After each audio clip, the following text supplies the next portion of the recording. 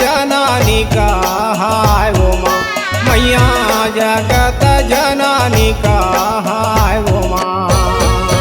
पर्वत राज के बेटी माता भवानी वो जगत जननी का हाय उमा मैया जगत जननी का हाय उमा।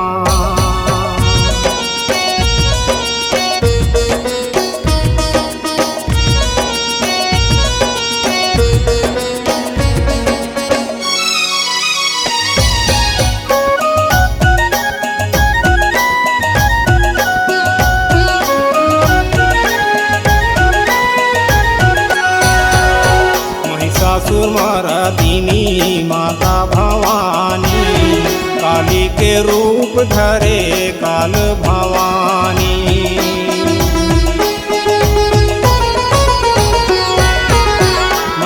महिषासुरमर्दिनी माता भवानी काली के रूप धरे काल भवानी। कुंडली कहता है तो बनोइया कुंडली कहता है तो बनोइया माता जगदम्बा वो जगत जननी का हाय उमा मैया जगत जननी का हाय उमा।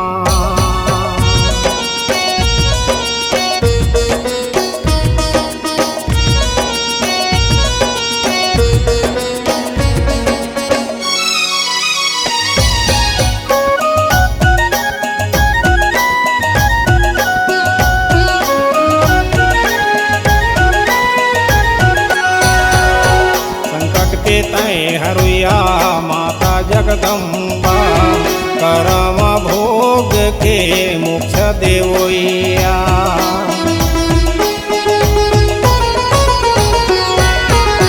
संकट के तय हरुया माता जगदम्बा करम भोग के मोक्ष देवोइया। भक्ति के दे दे माता भक्ति के दे दे माता मोरा वरदानो चोला मोरे कर जाहि उमा मैया चोला मोरे कर जाहि उमा। पर्वत राज के बेटी पर्वत राज के बेटी माता भवानी वो जगत जननी का हाय उमा मैया जगत जननी का हाय उमा मैया जगत जननी का